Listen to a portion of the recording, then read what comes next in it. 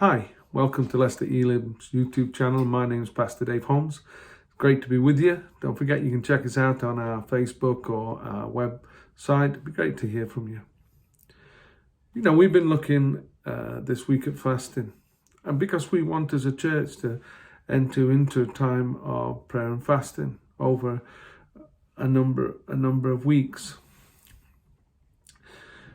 But what gets us to that point where we are willing to pray and fast?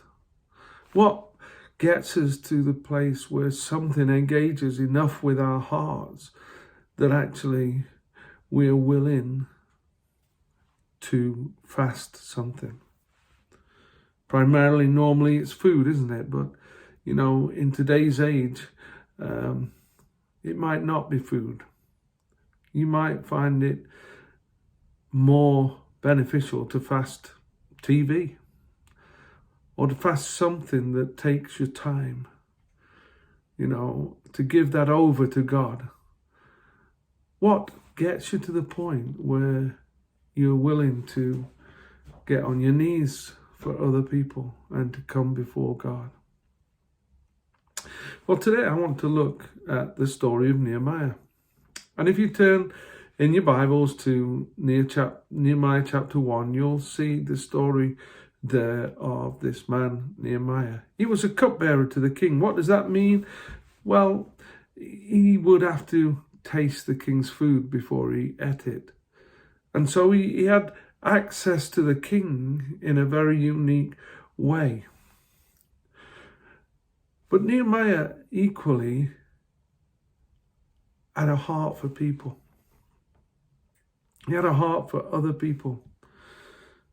And I guess, you know, equally there was a purpose, say, deep within him, that a longing and a purpose that had yet not been fulfilled in his life. Because some people returned back from Jerusalem and he inquired of the welfare of other people, the people in Jerusalem, the people that had been through such a tough time over the last 70 years. He says, how are they? Oh, they're in distress. They're in a bad way. The walls are down and they're just in a bad way. And what was Nehemiah's response? Nehemiah's response was to get on his knees. And it says in the first few verses there that he wept and he mourned and he worshipped God and he began to pray and fast over a number of days. And so his response on behalf of other people was to get with God, do business with God in prayer and fasting. And the very first thing that he did there was to come before the living God. He recognized who could make a difference. He knew that him as a cupbearer could not do it without God. That it needed God to move his hand, needed the sovereign God of the universe to move his hand on behalf of his people. So he sought God. Some say over a prolonged period of time, up to 4 months, he sought God. And there he was, reaching out to God.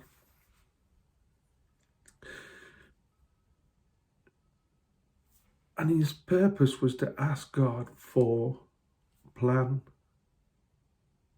of moving forward with the children of Israel and favour from God. But he started by repenting. And if we're coming into a time of prayer and fasting, one of the first things that we must do is to ask, as David did, Lord, search me and see if there be any wicked way in me. And so there's a place where we allow God, the Holy Spirit, to examine our hearts, examine our motives, examine our understanding of things. And he repented on behalf of the people, the nation of Israel.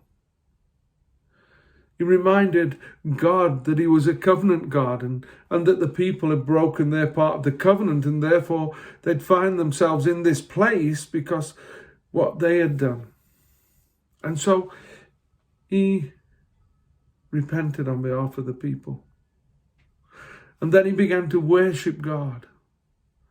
And within our prayer and fasting, it's not a place of woe is me and a sullen face. In fact, Jesus talks about that. He says, when you are fasting, don't go around with a sad face. Oh, I'm fasting. Oh, he says, no, he says, don't do that. He says, make sure that you have a smile on your face. You see, Nehemiah worshipped the God of heaven. He began to focus on who God was and the possibilities ahead of him with God. And then he began to pray and fast and seek God and ask God and come before God. Not to twist God's arm, because we can never twist God's arm, but in an openness to hear the strategy that God wants in moving forward. In moving forward with him. And God moved on behalf of Nehemiah, but he moved on behalf of his people through one man, Nehemiah. And we say sometimes, can my prayer and fasting change anything? One man here, Nehemiah, sought God on behalf of his people. He brought his people before God, God's people, and asked God to move his hand. And so we find ourselves in a situation, don't we, where we have been for over it's close to a year now, isn't it? We need something to break. We need something to change. We need something to shift in the heavenlies that it affects the earthlies. If my people, God says in the book of Chronicles, if my people will humble themselves and pray and turn from their wicked ways and seek my face, then I will hear from heaven and I'll heal the land. You see, what made Nehemiah get on his knees? What gave him his purpose for life?